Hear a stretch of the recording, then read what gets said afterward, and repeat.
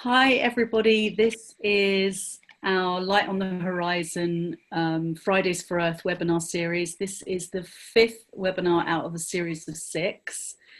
And so welcome to everyone who is listening from wherever you are, whether you're listening on playback or you're joining us live. The topic of today's webinar is From Ego to Eco, the roots of the crisis, thought, state of mind, consciousness. So in my mind, at least, today is about really exploring the roots of climate change, which sounds huge. So I'll bail out at this point. I have very little to say about this. Actually, on a more serious note, every Friday, we have in one way or another spoken to the Inside Out principles and asked ourselves and reflected on, what does consciousness have to do with climate change? What does thought have to do with climate change? What does the state of mind have to do with climate change? And I think they're very powerful questions for us to reflect on together. So that's what it's about today. And I'm here with co-hosts, with Mahima and with Kim, who have been on the previous webinars as well. So hi everyone. So I think what I'm going to do is hand over to Kim first of all. So Kim has some things that she'd like to share about this. And then, as always, we'll just have a bit of a dance together and explore and see what comes up. And then if there are any questions from people on the call, then they can ask questions. Otherwise, we'll just stay in a conversation, and hopefully for those that watch this as a recording, it's going to be helpful. So let me hand over to Kim at this point. Okay, thank you very much, Chantal. And I think this is just such a brilliant title, From Ego to Eco. Yeah, big hats off to Amy, presumably, who thought of it, or I'm not sure. But yeah, so when I was thinking about this today, I had a few thoughts. This is just my personal take on what consciousness, states of mind, and thought has to do with this whole thing. And I see the climate crisis very much as a consequence of thinking and our level of consciousness and our states of mind, rather than, of course, it's a big problem, but it's the consequence of, I think, a deeper problem. And here are the things that I just thought of. So number one, we think, many people think that we are apart from nature rather than being a part of nature. So we see ourselves as separate from that. And we've kind of had this very extractive, almost predatory relationship with the planet's resources, which has been one of the root causes. We also believe that it looks to many of us like we need stuff from outside to make us feel a certain way, to make us happy. And this understanding points to the fact that the truth is the opposite of that, that we're not living in the feeling of stuff or external circumstances or events, but rather the feeling of thought passing through us. We also have fallen into this myth that we're separate from each other, rather than being truly connected in all sorts of ways, not only with other humans, but with every single ecosystem on the planet. So we've kind of, many of us have bought into this systemic, I'd call it a kind of rugged individualism. We've forgotten who and what we truly are, which I believe is spiritual beings having a human experience. So that's led to a kind of every man for himself, every person for themselves. And even when we think about families, I remember being very moved by something Mother Teresa said once, which is the trouble with humanity is we draw our family circle too tight when actually it's much, much wider than just our immediate relatives.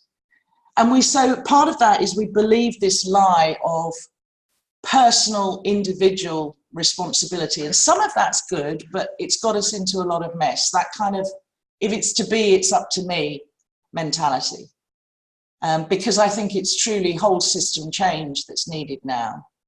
And when we try and save the world on our own, in this very individual way, we often get exhausted and burned out, and then we give up and we get despondent, and then we just kind of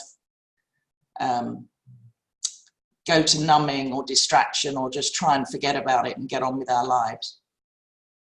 The other big thing I see is just a couple more, is that I certainly have grown up in a culture, and I think if we were born kind of after in the 60s or beyond, this whole kind of personal development empowerment model, which again had lots of riches, but also a lot of downsides. So we believed the lie that we must not experience so-called negative feelings. And if we do, then we have to immediately fix them. So it's very, very challenging for many people to fully feel the grief, the despair, the sadness, whatever it is, that comes naturally from confronting this crisis. And, we kind of think, oh, I'm reminded of that Sid Banks quote that, if only we learned not to be afraid of our own experience, that alone would change the world.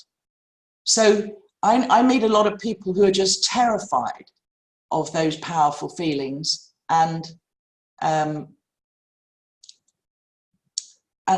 so we do lots of other things like denial or numbing or distracting ourselves again.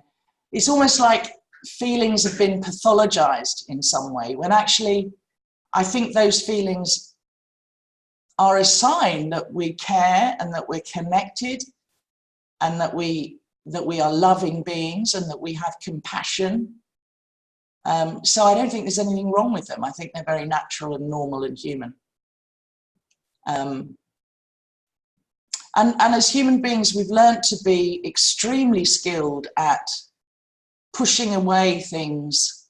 I've just finished reading a book by Paul Hoggett called about climate psychology, about how brilliant we are at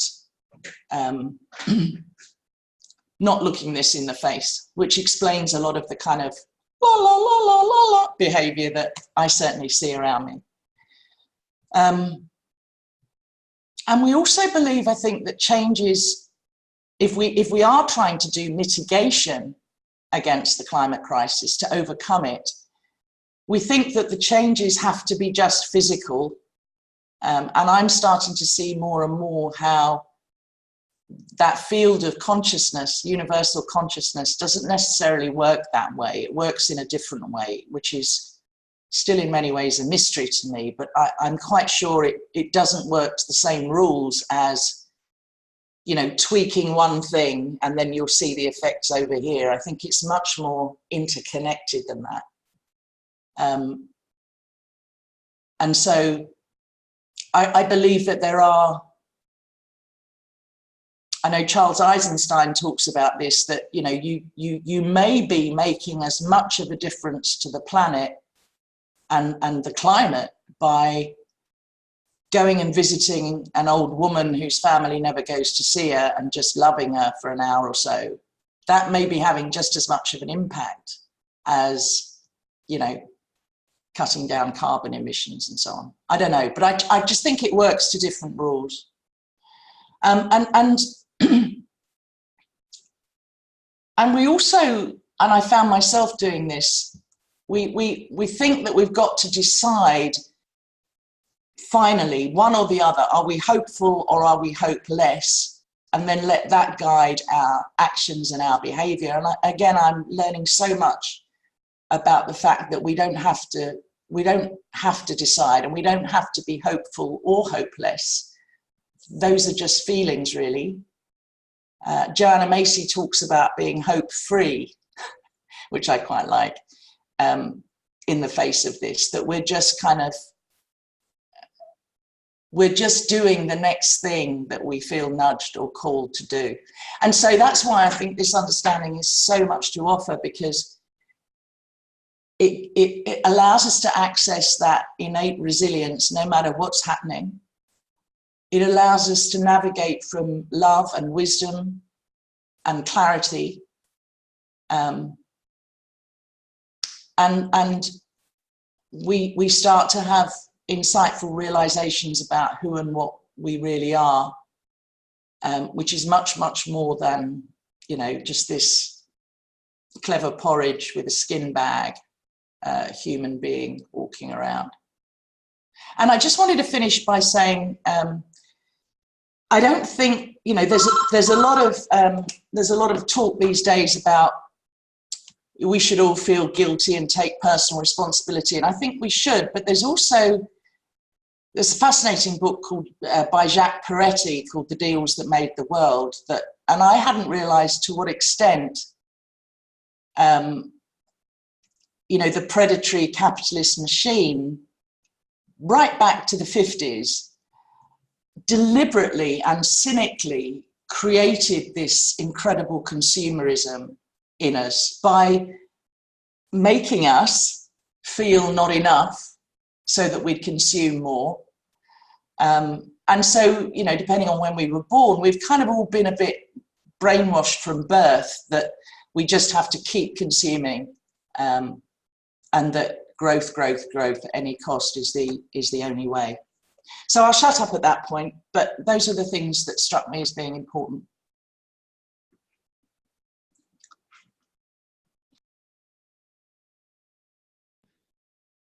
That was really helpful, I think, because I feel like it touches on a number of the most pivotal points, and in a way we've sort of been touching on those in different ways throughout this webinar series.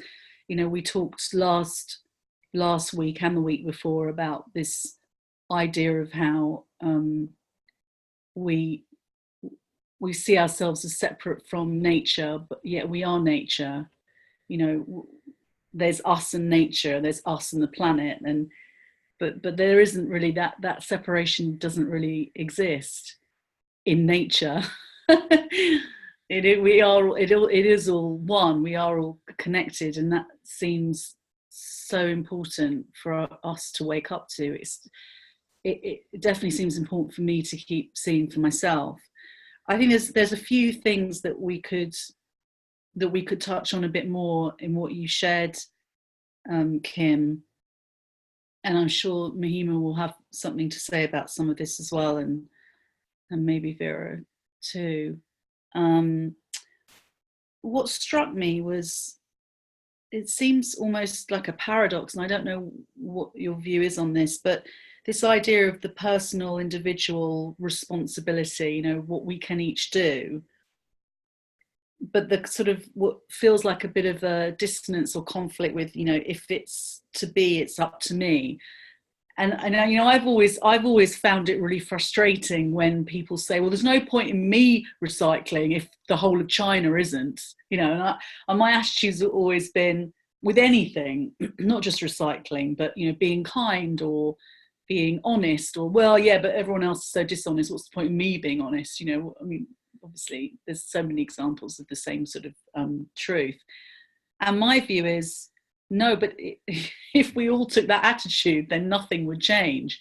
So there is it feels like there's a slight paradox, unless I'm just not hearing you right. It feels like there's a slight paradox between, there is sort of some individual responsibility that we can all take. I'm just curious to hear a bit more maybe about that piece, Kim, from you, if you've got anything, and then we'll see what me. Yeah. Okay. Yeah. Absolutely. I think I think there is a personal responsibility, but there's, I think there is also a way in which governments and large corporates have kind of almost colluded in saying, well, it's you've got to change. When actually in some ways, if you look at just carbon, for example, I was shocked to read that it's 100 organizations create 71% of carbon emissions, 100 across the world. So that's what I meant of, yes, their personal responsibility is important, and I'm not denying that. But I think we do more good by coming together and influencing system change than we do by, just our own personal actions, I believe. Yeah, so I guess it's those things are interlinked, because a system is made up of individuals, right? It's really hard to pull it apart, isn't it? That's the challenge. Is that, if I ask myself, but what is a system? The banking system or the retail system or the whatever it is made up of individuals. So again, I think it comes back to the heart of this conversation, isn't it? Which is, what's the role of human consciousness in all of this?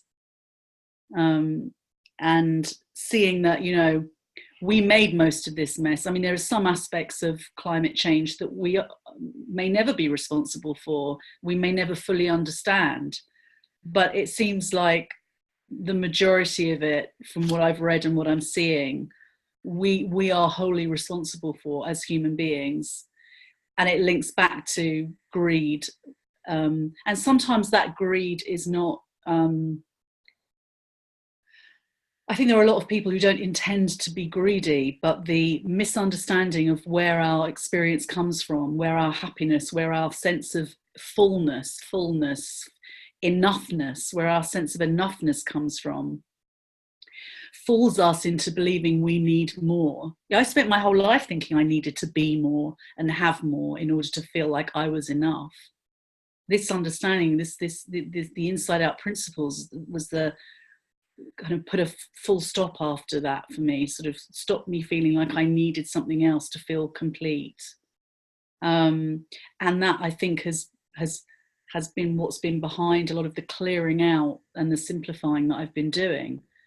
It's not because I watched, what's her name on telly about how to clear out my wardrobe.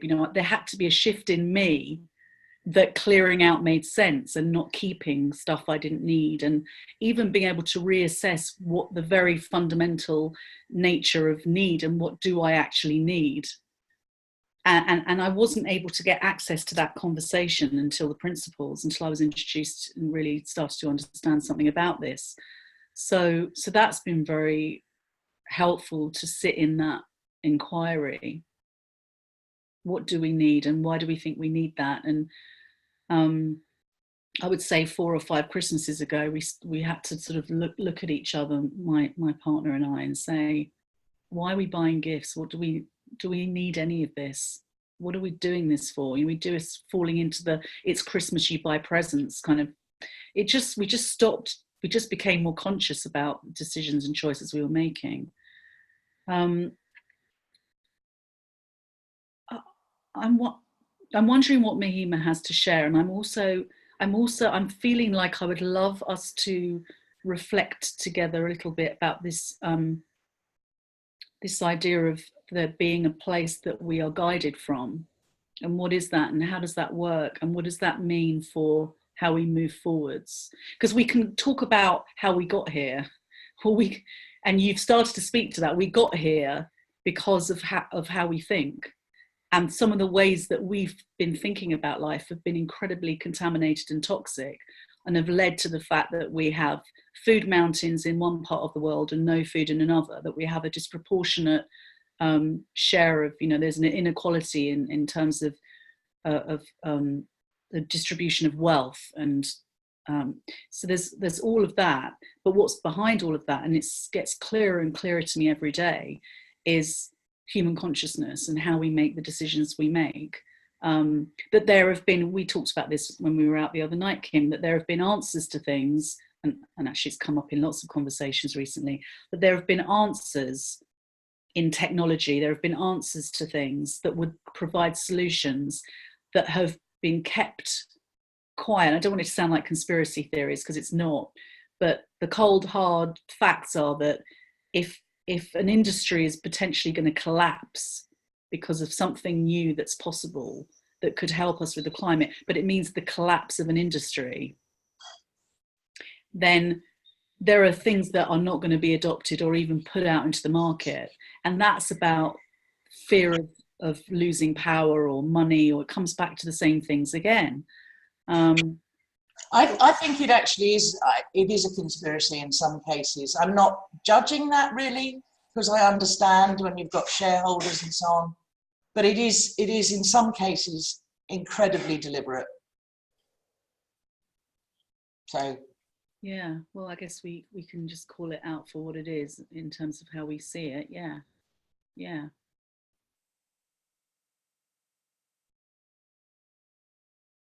Mahima, is there anything you want to share, just in the general context of this topic for this week, or anything else that's relevant? Well, you're saying how we got here and looking forward to how we kind of get out of it, right? And for me, how we got here and how we get out is the same, right? We get here by following all the thinking we have that we don't see as thinking or perception. We just think of it as reality. That's how life is. And so I act in that way. And in all of the years that I have been acting, let's say from more egocentric view, I've had the same potentials, right? I've seen things a certain way, acted in accordance of it. When I've become mindful of wanting to change, I have had insights about how that might be possible. And that same thing is also the thing that can help me find my way out of where I am, right? A kind of willingness to see perception for what it is. Perception isn't reality. Perception is perception. And in my seeing that, it opens up a kind of tremendous freedom within me to see, oh, this is how I'm seeing it right now, right? I mean, I've had conversations over the last few years with people who run very large organizations and who, in many cases are the people we point at. To say, you guys have this massive impact with one decision that you make right there at the top. You could change everything, but you don't, right? And you see that they too are exactly like me. They function from what they see as reality, as relevant, as important, as urgent. And that's just like me. I mean, you might have a completely different opinion on how I should do something, but that ain't how I see it. So that isn't what I do. And in opening up conversation, you see that this enormous potential for deeper insight is there too, in them too. And that we can't really kind of guilt them into a decision. They're just like us. They have to see something. And when they see differently, then they make different choices. And so I think for me, the whole ego to eco as a movement has been a very, I think, personal inward movement, right? Of seeing we're basically all exactly the same. And the song and dance that I'm doing right now, I might say is more right than the song and dance somebody else is doing. But the judgment is kind of a moot point because I'm fooled like 100 times a day by my own thinking, as are they. I just think I'm fooled in a righter direction than they are, which is ridiculous. I mean, there's a kind of, I think there's been a lot of freedom in seeing that for myself. And a kind of lighter heartedness about the potential for change, right? That, I mean, Kim was alluding to it earlier, that I too don't think change is strictly going to be linear. That I do X and that gets us to point Y, and from there we don't know how we get here, right? God knows we didn't get here in a linear fashion. At some point, everything multiplied and we're in a big hot mess. But it wasn't like we plotted our way strategically there. In retrospect, we could tell a story that way, but that isn't really how we got here, right? We believed certain fundamental things about money, about economy, about well-being, and here we are a couple of decades later, And so I think our way out of it is like that too, that it's not linear, and it's very much to do with fundamental premises that we unquestioningly believe as reality, right, and operate off the back of that. So I think it's been a really useful conversation, also a lot less judgmental, because I can be really confident that I'm really right. So I think it's been really useful to kind of have a deeper think, right, about what this means as a world, because I know so many people who, by and large, don't intend to screw the planet.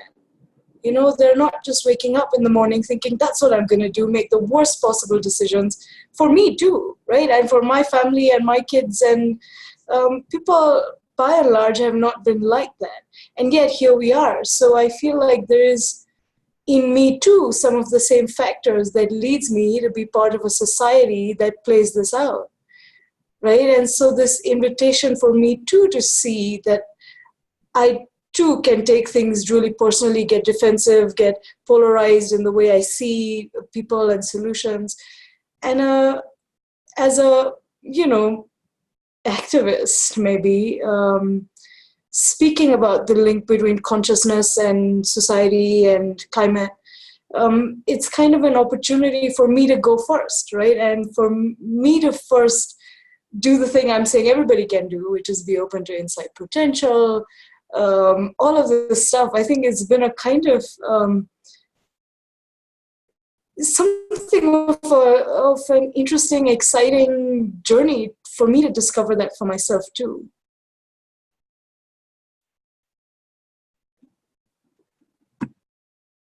That's beautiful. Thank you. The thing that just sort of struck me listening to you was every cloud has a silver lining. This is a pretty dramatic cloud for us to sort of suddenly really wake up. But I sort of do feel in a way like this is the ultimate wake-up call. I mean, I don't know what could be a bigger wake-up call than the potential demise of the planet. That seems like a pretty big wake-up call. But so I do see, and as I listen to you and Kim too, I see so much potential for love and connection and understanding in a way that, I don't know, like this just calls for that so much more deeply somehow, you know? And it also triggers us, right, so much more deeply. And hence the kind of really the potential to see the whole thing in a much deeper way. I mean, we're always saying to family, to clients, to friends, about the kind of the primacy of thought, right? And consciousness and the potential of mind. But I think this has really, it has really challenged me to see that for myself, like for real, because we always have blind spots, right? And I think big social challenges or big political challenges or big global challenges, they always kind of are this catch where we think, oh, it doesn't really apply there, or it applies there but marginally. There's other stuff that is primary. So I think this has been a huge opportunity to, get real. Well, there's a question that comes up for me that may be helpful for people listening to this, especially sort of after today, listening to this recording,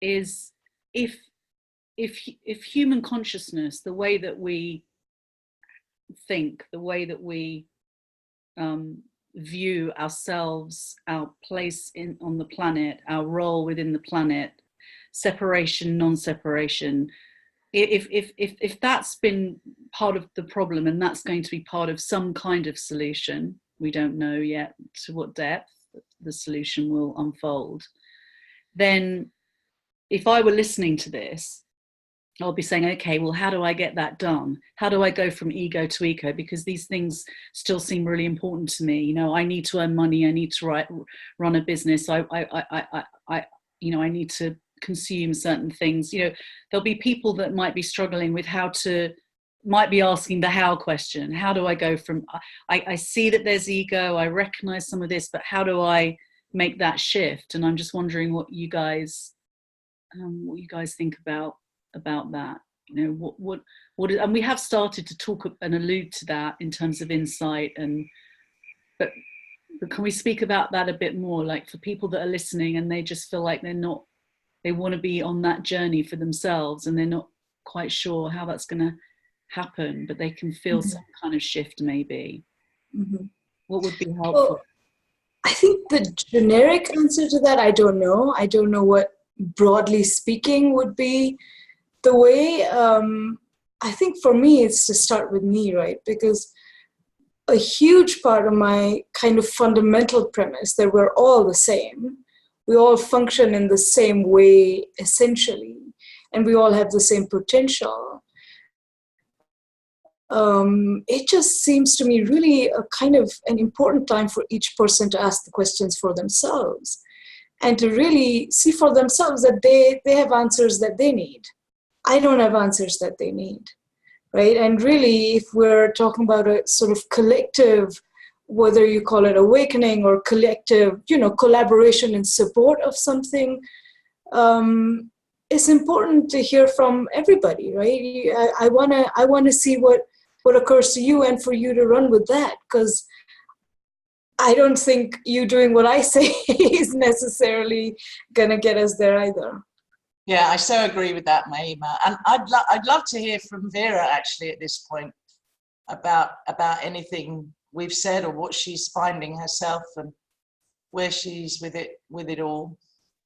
But yeah, it's got to be each of us listening to that from that guidance, that wisdom.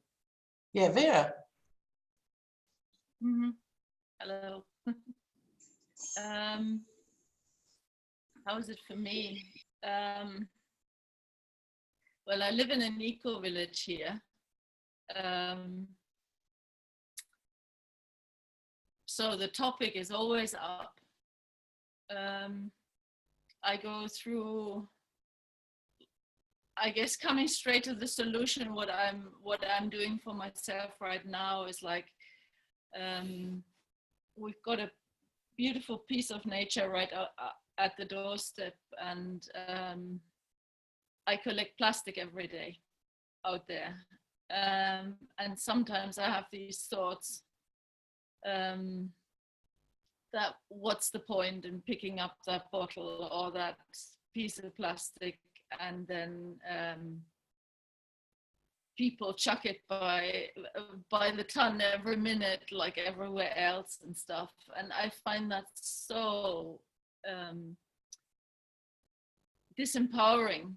So I, for myself, whenever I catch my thinking going down that way, is like, I think, but this piece of plastic isn't going down the fish belly in my bay now. And that turns it around for me personally. And I feel that attitude applies to a lot of aspects in my life, because it gives me my power back. Even if I only spend like, even if I don't have millions to spend like some people do. But like, if I don't buy products from Nestle, it gives me a good feeling. So that's one of my strategies, to stay with as much as I can before I clonk into the next hole because of the despair of how fast it all goes and stuff. But that's one of the things that I do. And then I had like I want to share two experiences, maybe they're related. One is, I've been just in the last few days been thinking about metamorphic fields, which is something, who was it? Jonathan Porritt, maybe? I don't know. With somebody else. They were talking about like fields that, like, when I throw a piece of rubbish on the road, that leaves an energetic imprint. And when the next person walks through that imprint, it's easier to also throw rubbish down in this place than if it hadn't happened.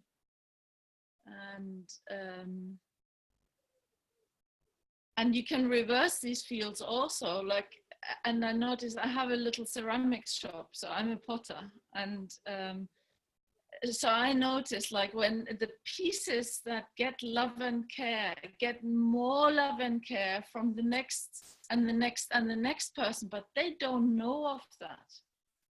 I am the witness to all of these people coming through and gravitating towards the same pieces that already got like appreciation or love. And it's not that these pieces are special, it's like they have sat there for 6 months and nobody's seen them, and all of a sudden everybody's seeing them. So I believe that wherever we put our love and care, something happens. It's like it's another aspect of capital almost. You know, we can make something blossom a bit more, and we've done that with you know, growing sunflowers in primary schools. You know, like they made this test with some sunflowers get no love and care and the other ones get appreciation, and people say good morning and hello and how beautiful you are, and they grow double the size. And in a sense, I think that's a little bit like Mahima says, like, it's not a linear way. You know, that's kind of, we don't know how we can influence the field by that. And I think that's our big lever. If nothing else, it feels better than like the despair that I so often feel about like polar bears, or, you know, the list is so endless that, yeah. And then, like, I want to share an image which might be a bit wacky, but I've been at like various births, like, and like a birth is like incredibly messy and dangerous, and the outcome isn't guaranteed. And somehow I thought, like, I can't help but think this is all about the birth of a new consciousness. Like, and we humans won't do it. We won't volunteer this because it's uncomfortable and it's painful, and it's against like 2000 years of education, of separation and stuff. But like, I saw like the earth being in the delivery suite to give birth to a new consciousness. And we are it, like we are it being birthed. And, you know, while we think, oh my God, it's up to us and each one of us, and that's, I believe that's true actually, to help and do and do and do. But it's also true that I believe that this whole thing is assisted in a very big way. Like that there are forces that really want this to happen. Yeah, our evolution, I think it makes no sense if our evolution stops in the ultimate separation and selfishness, because we are so much more. So I believe we just need to go through this eye of the needle somehow, and that's what we are doing, like with the 3 principles. So in my community here has 3 principles too that are in many ways very similar. I've talked a lot now. I think I'm going to stop here. But yeah, that's where I'm sitting with this. And I just want to say I find it very, very inspiring to have conversations with you. Last week I was really touched that we had a conversation from California to Kathmandu. It's just beautiful. And I mean, I would like to continue. and birth each other's consciousness. You know, you certainly helped birth mine, and I think we do that every day as we go. So that's me for now. Yeah, that's so lovely. Thank you so much. So much to share. That's so much wisdom. That I really felt that. I love that idea. That it doesn't even feel like an idea. It feels true. You know that. I mean, in each moment, there's almost like a rebirth of consciousness. In each moment that we can have a new reality, right? And reality is constantly shifting. So in a way, there is a constant rebirthing of consciousness. It doesn't seem woo-woo to me. It seems kind of spiritual and scientific all at the same time. So there's no conflict for me in that at all. It just feels really makes sense to me. And for me, all of that really links back to the earlier question of what's it going to take? And I really heard in everything all of you have said so far that we can't control that, and yet we have the capacity for deep insight and to listen to our own calling.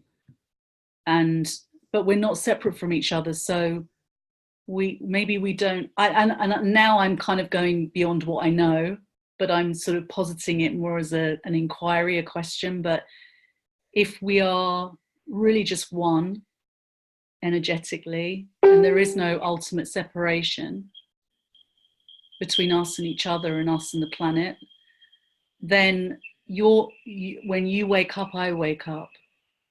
Just maybe a little bit, maybe not as much, but I feel like, how can I not be impacted if there's absolute oneness? Then if there's oneness, that has implications. It has to have, right? Yeah. And I've never really sat and thought, I mean, what a beautiful question. What are the implications of oneness? Yeah. For climate, what are the implications of oneness in relation to this climate crisis? Yeah, I think that's beautiful, and I love what you said, Vera, and that's a great question, Chantal. One of the silver linings in the cloud for me over the last couple of months have been, I hadn't realised just how much was going on in this all around the world, how many thousands and thousands of organisations, and I don't know how many people, but you know, it's happening all over the place with slightly different flavours and slightly different philosophies and so on, and with different intentions, or different specific goals, but really the same intention. And I've just been so delighted and amazed to start to plug in. And of course, one of the fantastic things about the internet, just to start to plug in to all of these movements and organizations and groups that are already happening. I had no idea it was that big. So that really speaks to this kind of, you know, what Vera was saying about the birthing. And birthing is often painful, right? For both parties. and you know, I think there's going to be some suffering here as well, but I do believe there's something on the other side of that, which is going to be, I don't know, but I think it's potentially very beautiful. I love your kind of the seed you're putting out for inquiry about, you know, what are the implications of oneness. And it reminds me, I mean, when I work with businesses, we always have this one, so, you know, the 2-point strategy for everything we do over like months is that we start with thought, and then the next half of that whole program, we say, one mind and what that implies, right? So it's just an inquiry. And we look at that. I've spent the last 2 or 3 years in so much dialogue within businesses and institutions about that question, one mind and all that implies. And this just isn't an area that I guess I had given it that much reflection, really. In the bigger picture of consciousness and large-scale societal shifts, what does it imply?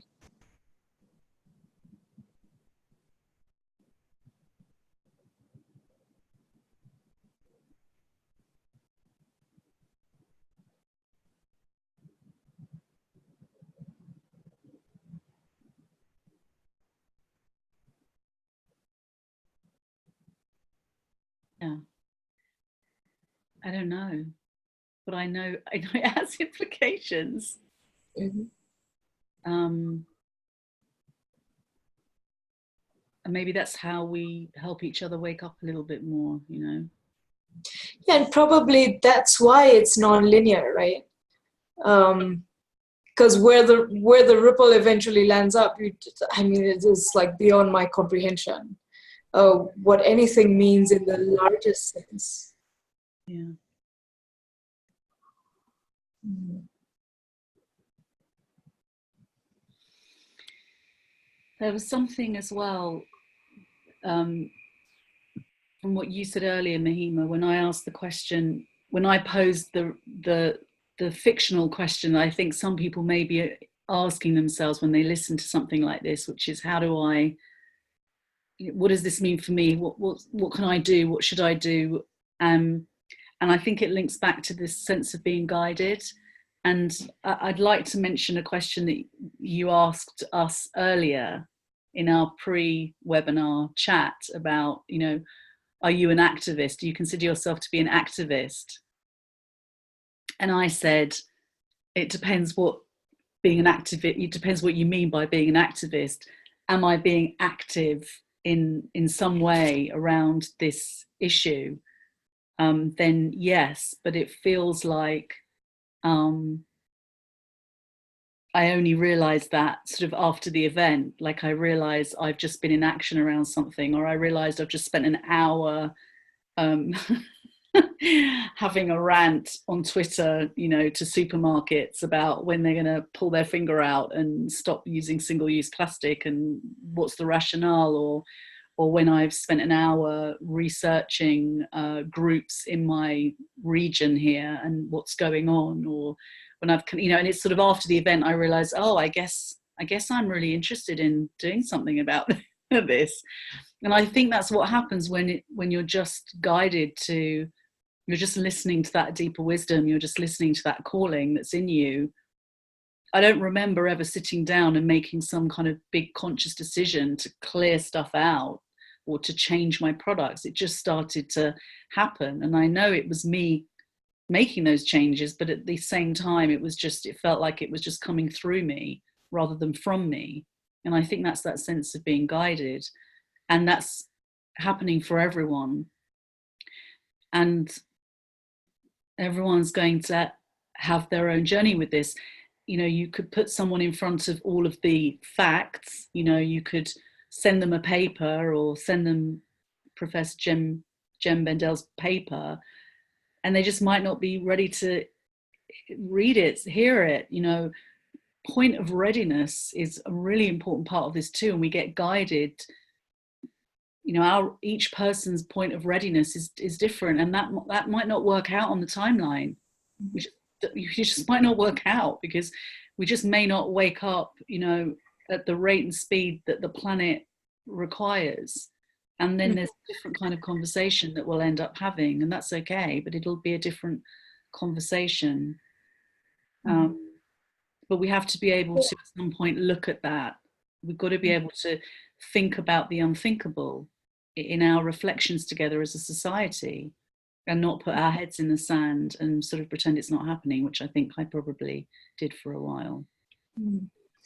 Yeah, I mean, also, you know, to me, linked to the non-linearity is that it might not be, you know, only climate action that counts as waking up, because we know, you know, from our own personal experience too, that when your own kind of level of noise and insecurity dies down, you become more mindful and considerate of others, and that there's other beings in the world, you know, and I contribute to some suffering without realizing it, and I don't want to do that anymore. right? And so there's layers and layers deep of that. But it's not necessarily climate directed. I think subjects as a whole is kind of a construct we make up, right? Because the climate crisis is not an isolated crisis that exists in the world. I mean, it's a symptom of how we do economy, family, relationship, work life, money, everything, right? And it's not, I mean, reality isn't divided into boxes. Our thinking is divided into boxes. But that, you know, any entryway that kind of invites us to open and broaden and quiet and look without fear, without judgment, you know, any of that, I think, will shift the dynamic of how we do things as a whole.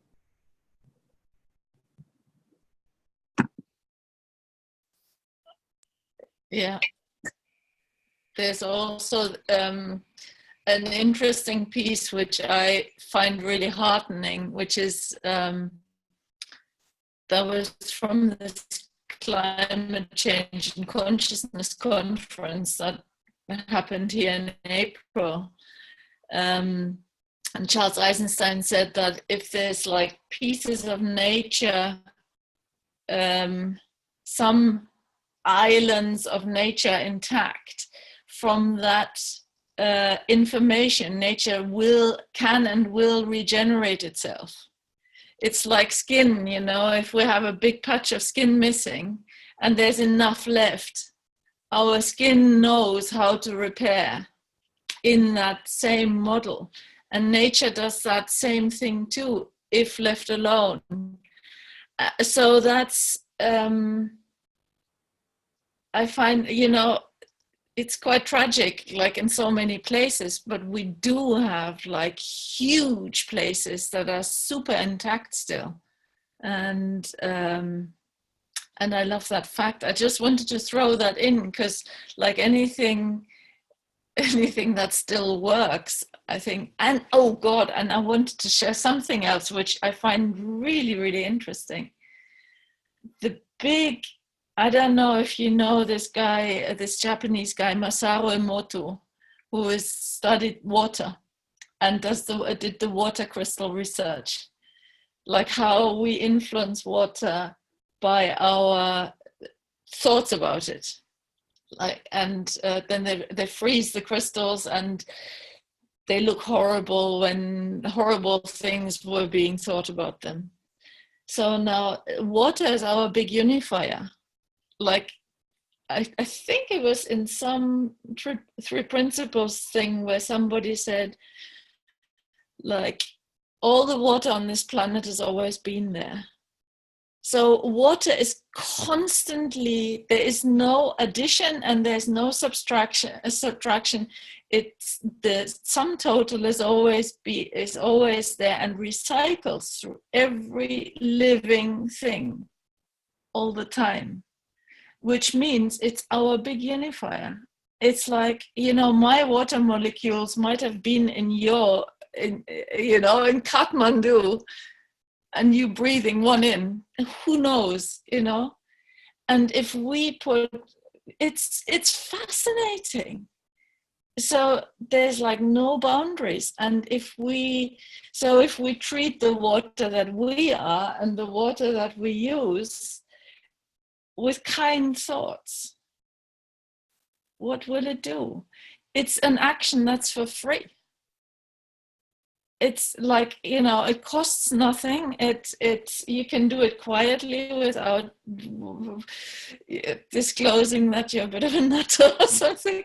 It's just, and who knows how powerful it can be, because it goes nowhere except recycles around the planet through trees, through plants, through animals, and so that's got to be and I mean, so many people are already and by nature doing that anyway.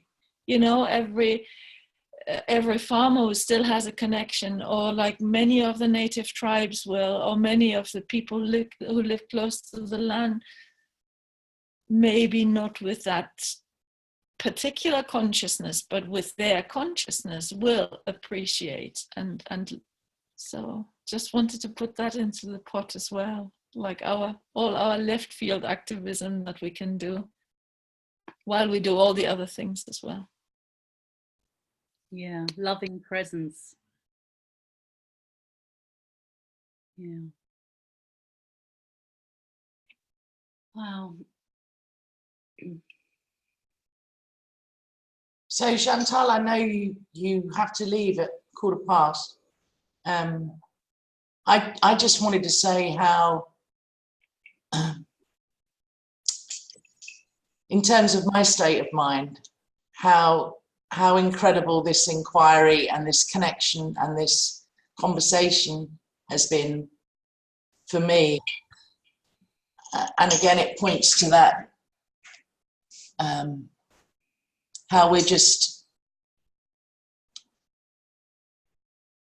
I started by saying that, you know, a lot of people feel very disconnected spiritually or from each other or even from themselves. And I think even though there's just 4 of us on this, and I don't know how many people will watch the recording, but this is doing something too,